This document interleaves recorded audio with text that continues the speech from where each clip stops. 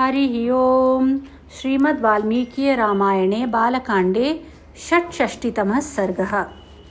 राजा जनक का विश्वामित्र और राम लक्ष्मण का सत्कार करके उन्हें अपने यहाँ रखे हुए धनुष का परिचय देना और धनुष चढ़ा देने पर श्री राम के साथ उनके ब्याह का निश्चय प्रकट करना। ततः प्रभाते विमले कृतकर्मा नराधिपः विश्वामित्रं महात्मानमाजुहाव स राघवं तमर्चयित्वा धर्मात्मा शास्त्रदृष्टेन कर्मणा राघवौ च महात्मानौ तदा वाक्यमुवाचः। तदनंतर दूसरे दिन निर्मल प्रभात काल आने पर धर्मात्मा राजा जनक ने अपना नित्य नियम पूरा करके श्री राम और लक्ष्मण सहित महात्मा विश्वामित्र जी को बुलाया और शास्त्रीय विधि के अनुसार मुनि तथा उन दोनों महामनस्वी राजकुमारों का पूजन करके इस प्रकार कहा।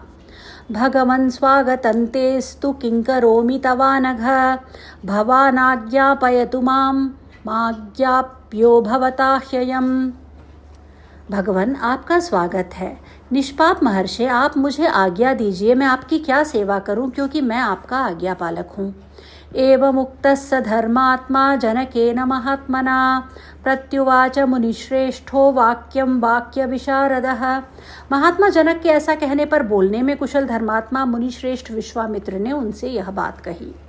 पुत्रौ दशरथस्येमौ क्षत्रियौ लोकविश्रुतौ द्रष्टुकामौ धनुश्रेष्ठं यदेतत्त्वयि तिष्ठति।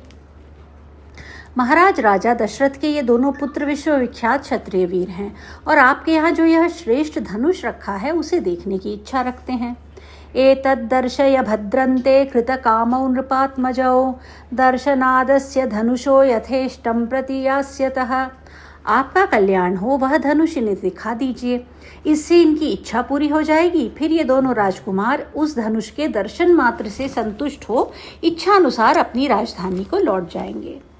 एवमुक्तस्तु जनक प्रत्युवाच महामुनिं श्रूयतामस्य धनुषो यदर्थमिह तिष्ठति। मुनि के ऐसा कहने पर राजा जनक महामुनि विश्वामित्र से बोले, मुनिवर, इस धनुष का वृत्तांत सुनिए। जिस उद्देश्य से यह धनुष यहाँ रखा गया है वह सब बताता हूँ। देवरात इति ख्यातो निर्मे ज्येष्ठो महीपतिः न्यासो यन्तस्य भगवन् हस्ते दत्तो महात्मनः। भगवान निमि के ज्येष्ठ पुत्र राजा देवरात के नाम से विख्यात थे। उन्हीं महात्मा के हाथ में यह धनुष धरोहर के रूप में दिया गया था। दक्ष यज्ञवधे पूर्वं धनुरायम्य वीर्यवान् विध्वंस्य त्रिदशान् रोषात् सलीलमिदमब्रवीत् यस्माद् भागार्थिनो भागन्नाकल्पयत मे सुराः वरांगानि महार्हाणि धनुषा शातयामि वः। कहते हैं, पूर्व काल में दक्ष यज्ञ विध्वंस के समय परम पराक्रमी भगवान शंकर ने खेल खेल में ही रोषपूर्वक इस धनुष को उठाकर यज्ञ विध्वंस के पश्चात देवताओं से कहा, देवगण, मैं यज्ञ में भाग प्राप्त करना चाहता था किंतु तुम लोगों ने नहीं दिया, इसलिए इस धनुष से मैं तुम सब लोगों के परम पूजनीय श्रेष्ठ अंग मस्तक काट डालूंगा। ततो विमनसः सर्वे देवा वै मुनिपुंगव प्रसादयन्त देवेशं तेषां प्रीतो भवद्भवः। मुनि श्रेष्ठ यह सुनकर संपूर्ण देवता उदास हो गए और स्तुति के द्वारा देवाधिदेव महादेव जी को प्रसन्न करने लगे। अंत में उन पर भगवान शिव प्रसन्न हो गए। प्रीतियुक्तस्तु सर्वेषां ददौ तेषां महात्मनां तदेतद्देव देवस्य धनुरत्नं महात्मनः न्यासभूतं तदान्यस्तम् अस्माकं पूर्वजे विभौ। प्रसन्न होकर उन्होंने उन सब महामनस्वी देवताओं को यह धनुष अर्पण कर दिया। वही यह देवादिदेव महात्मा भगवान शंकर का धनुष रत्न है जो मेरे पूर्वज महाराज देवरात के पास धरोहर के रूप में रखा गया था। अथ मे कृशतक्षेत्रं लांगलादुत्थिता ततः क्षेत्रं शोधयता लब्धा नाम्ना सीतेति विश्रुता भूतलादुस्थितात् सा तु व्यवर्धत ममात्मजा। एक दिन मैं यज्ञ के लिए भूमि शोधन करते समय खेत में हल चला रहा था। उसी समय हल के अग्रभाग से जोती गई भूमि हराई या सीता से एक कन्या प्रकट हुई। सीता हल द्वारा खींची गई रेखा से उत्पन्न होने के कारण उसका नाम सीता रखा गया। पृथ्वी से प्रकट हुई वह मेरी कन्या क्रमशः बढ़कर सयानी हुई। वीर्यशुल्केति मे कन्या स्थापितेयमयो निजा भूतलादुत्थितां तु वर्धमानां ममात्मजां वरयामासुरागत्य राजानो मुनिपुंगव। अपनी इस अयोनिजा कन्या के विषय में मैंने यह निश्चय किया कि जो अपने पराक्रम से इस धनुष को चढ़ा देगा उसी के साथ मैं उसका ब्याह करूंगा। इस तरह इसे वीर्य शुल्का, पराक्रम रूप शुल्क वाली बनाकर अपने घर में रख छोड़ा है। मुनि श्रेष्ठ, भूतल से प्रकट होकर दिनों दिन बढ़ने वाली मेरी पुत्री सीता को कई राजाओं ने यहाँ आकर मांगा। तेषां वरयतां कन्यां सर्वेषां पृथिवीक्षितां वीर्यशुल्केति भगवन् न ददामि सुतामहं। परंतु भगवान, कन्या का वरण करने वाले उन सभी राजाओं को मैंने यह बता दिया कि मेरी कन्या वीर्यशुल्का है। उचित पराक्रम प्रकट करने पर ही कोई पुरुष उसके साथ विवाह करने का अधिकारी हो सकता है। यही कारण है कि मैंने आज तक किसी को अपनी कन्या नहीं दी। ततः सर्वे नृपतयः समेत्य मुनिपुंगव मिथिलामप्युपागम्य वीर्यं जिज्ञासवस्तदा। मुनिपुंगव तब सभी राजा मिलकर मिथिला में आए और पूछने लगे कि राजकुमारी सीता को प्राप्त करने के लिए कौन सा पराक्रम निश्चित किया गया है। तेषां जिज्ञासमानानं शैवं धनुरूपाह्यतम् तेषां जिज्ञासमानानां शैवं धनुरूपाह्युतं न शेकूर्ग्रहणे तस्य धनुषस्तोलनेऽपि वा। मैंने पराक्रम की जिज्ञासा करने वाले उन राजाओं के सामने यह शिवजी का धनुष रख दिया, परंतु वे लोग इसे उठाने या हिलाने में भी समर्थ ना हो सके। तेषां वीर्यवतां वीर्यमल्पं ज्ञात्वा महामुने प्रत्याख्याता नृपतयस्तन्निबोध तपोधन। महामुने, उन पराक्रमी नरेशों की शक्ति बहुत थोड़ी जानकर मैंने उन्हें कन्या देने से इनकार कर दिया। तपोधन, इसके बाद जो घटना घटी उसे भी आप सुन लीजिए। ततः परम कोपेन राजानो मुनिपुंगव अरुन्धन् मिथिलां सर्वे वीर्य संदेहमागताः। मुनिप्रवर, मेरे इनकार करने पर ये सब राजा अत्यंत कुपित हो उठे और अपने पराक्रम के विषय में संशयापन्न हो मिथिला को चारों ओर से घेर कर खड़े हो गए। आत्मानमवधूतं मे विज्ञाय नृपपुंगवाः रोषेण महताविष्टा पीडयन् मिथिलां पुरीं। मेरे द्वारा अपना तिरस्कार हुआ मानकर उन श्रेष्ठ नरेशों ने अत्यंत रुष्ट हो मिथिलापुरी को सब ओर से पीड़ा देना प्रारंभ कर दिया। ततः संवत्सरे पूर्णे क्षयं यातानि सर्वशः साधनानि मुनिश्रेष्ठ ततोऽहं भृशदुःखितः। मुनिश्रेष्ठ, पूरे 1 वर्ष तक वे घेरा डाले रहे। इस बीच में युद्ध के सारे साधन क्षीण हो गए, जिससे मुझे बड़ा दुख हुआ। ततो देवगणान् सर्वांस्तपसाहं प्रसादयं ददुश्च परमप्रीताश्चतुरंगबलं सुराः। तब मैंने तपस्या के द्वारा समस्त देवताओं को प्रसन्न करने की चेष्टा की। देवता बहुत प्रसन्न हुए और उन्होंने मुझे चतुरंगिणी सेना प्रदान की। ततो भग्ना नृपतयो हन्यमाना दिशो ययुः अवीर्यावीर्य संदिग्धा समात्यापापकारिणः।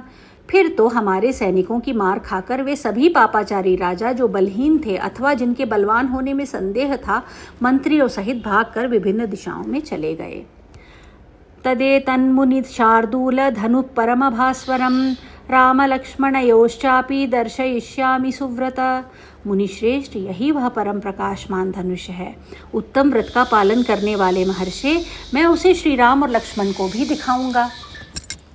यद्यस्य धनुषो रामः कुर्यादारोपणं मुने सुतामयो निजां सीतां दद्यां दाशरथेरहम्। मुने, यदि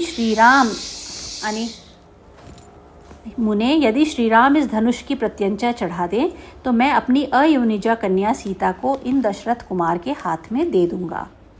इत्यार्षे श्रीमद् रामायणे वाल्मीकि आदिकाव्ये बालकांडे षट्षष्टितमः सर्गः।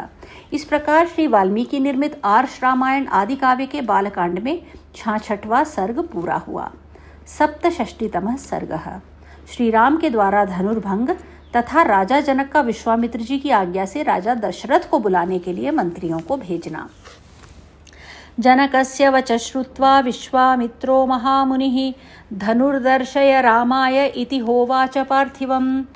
जनक की यह बात सुनकर महामुनि विश्वामित्र बोले, राजन, आप श्री राम को अपना धनुष दिखाइए। ततः स राजा जनकः सचिवान् व्याधिदेशः धनुरानीयतां दिव्यं गंधमाल्यानुलेपितम्। तब राजा जनक ने मंत्रियों को आज्ञा दी, चंदन और मालाओं से सुशोभित वह दिव्य धनुष यहाँ ले आओ।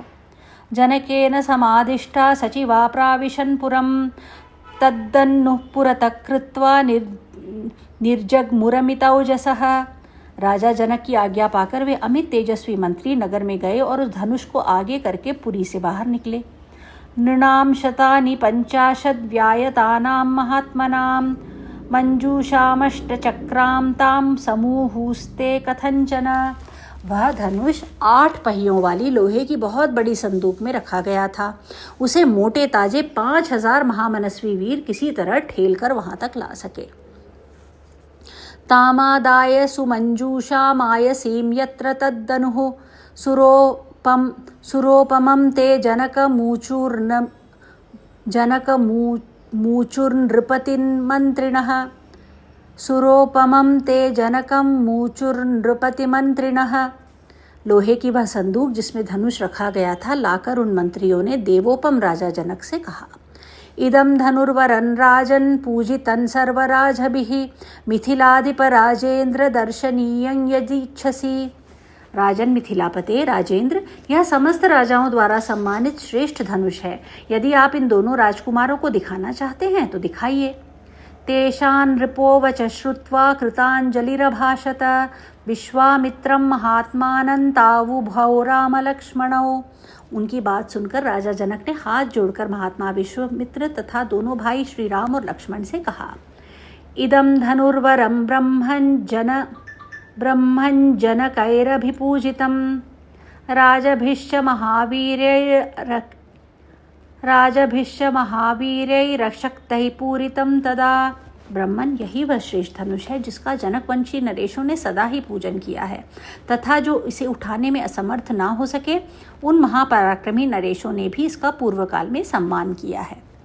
नैतत् सुरगणा सर्वे सासुरा न च राक्षसाः गंधर्वयक्ष प्रवरा सकिन्नरमहोरगाः।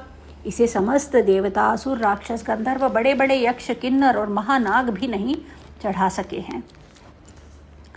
कग्गतिर्मानुषाणाञ्च धनुषोऽस्य प्रपूरणे आरोपणे समायोगे वेपने तोलने तथा। फिर इस धनुष को खींचने, चढ़ाने, इस पर बाण संधान करने, इसकी प्रत्यंचा पर टंकार देने तथा इसे उठाकर इधर उधर हिलाने में मनुष्यों की कहाँ शक्ति है। तदेतद्धनुषां श्रेष्ठमानीतं मुनिपुंगव दर्शयैतन्महाभाग अनयो राजपुत्रयोः। मुनि प्रवर, यह श्रेष्ठ धनुष यहाँ लाया गया है महाभाग, आप इसे इन दोनों राजकुमारों को दिखाइए।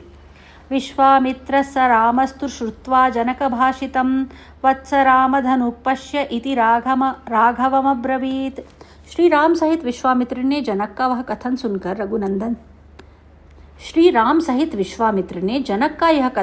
रघुनंदन से कहा, वत्स राम, इस धनुष को देखो। महर्षेर्वचनाद् रामो यत्र तिष्ठति तद्धनुः मंजूषां तामपावृत्य दृष्ट्वा धनुरथाब्रवीत्।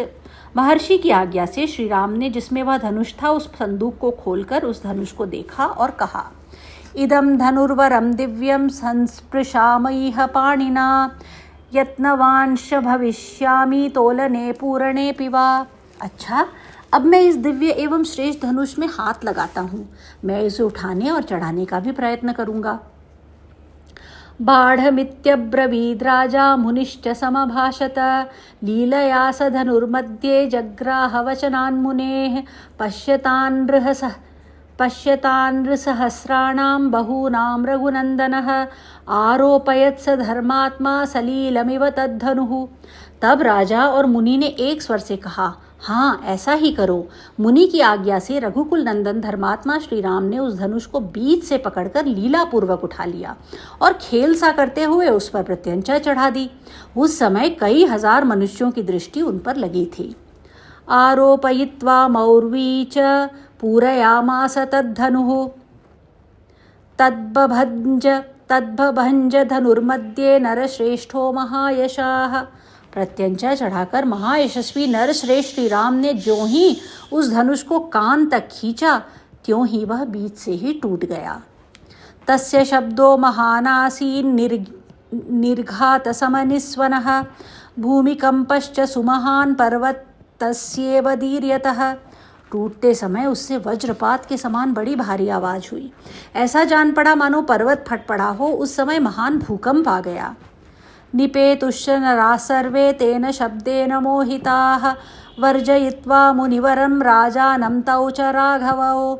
मुनिवर विश्वामित्र, राजा जनक तथा रघुकुल भूषण दोनों भाई श्री राम और लक्ष्मण को छोड़कर शेष जितने लोग वहां खड़े थे वे सब धनुष टूटने के उस भयंकर शब्द से मूर्छित होकर गिर पड़े।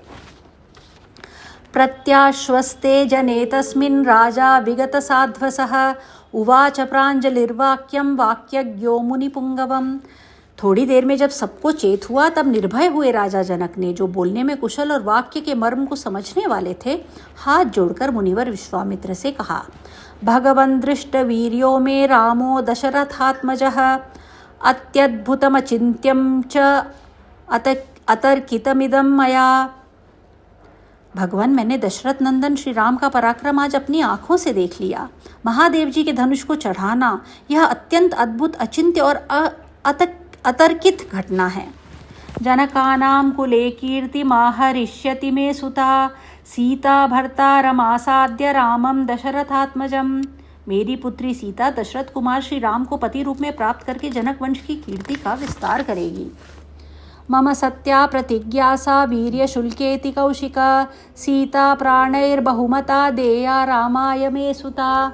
कुशिक नंदन, मैंने सीता को वीर्य शुल्का, पराक्रम रूपी शुल्क से ही प्राप्त होने वाली बताकर जो प्रतिज्ञा की थी वह आज सत्य एवं सफल हो गई। सीता मेरे लिए प्राणों से भी बढ़कर है। अपनी यह पुत्री मैं श्री राम को समर्पित करूँगा।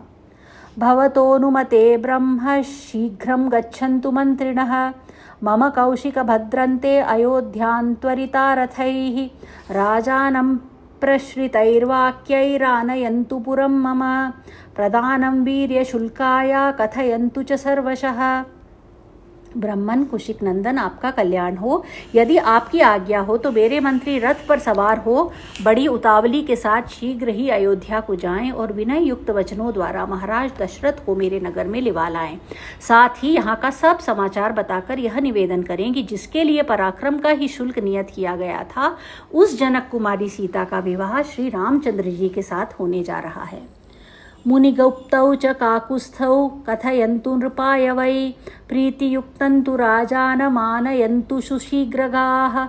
ये लोग महाराज दशरथ से यह भी कह दे कि आपके दोनों पुत्र श्री राम और लक्ष्मण विश्वामित्र जी के साथ द्वारा सुरक्षित ही मिथिला में पहुंच गए हैं। इस प्रकार प्रीतियुक्त हुए राजा दशरथ को ये शीघ्रगामी सचिव जल्दी यहाँ बुला लाएं। कौशिकस्तु तथेत्याह राजा चाभाष्य मंत्रिणः अयोध्यां प्रेषयामास धर्मात्मा कृतशासनान् यथावृत्तं समाख्यातुमानेतुं च नृपं तथा। विश्वामित्र ने तथास्तु कहकर राजा की बात का समर्थन किया। तब धर्मात्मा राजा जनक ने अपनी आज्ञा का पालन करने वाले मंत्रियों को समझा बुझाकर यहाँ का ठीक समाचार महाराज दशरथ को बताने और उन्हें मिथिलापुरी में ले लाने के लिए भेज दिया। इत्यार्षे श्रीमद् रामायणे वाल्मीकि आदि काव्ये बालकांडे 67तमः सर्गः। इस प्रकार श्री वाल्मीकि निर्मित आर्ष रामायण आदि काव्य के बालकांड में 67वां सर्ग पूरा हुआ। हरि ओम। धनुष यज्ञ पूरा हुआ।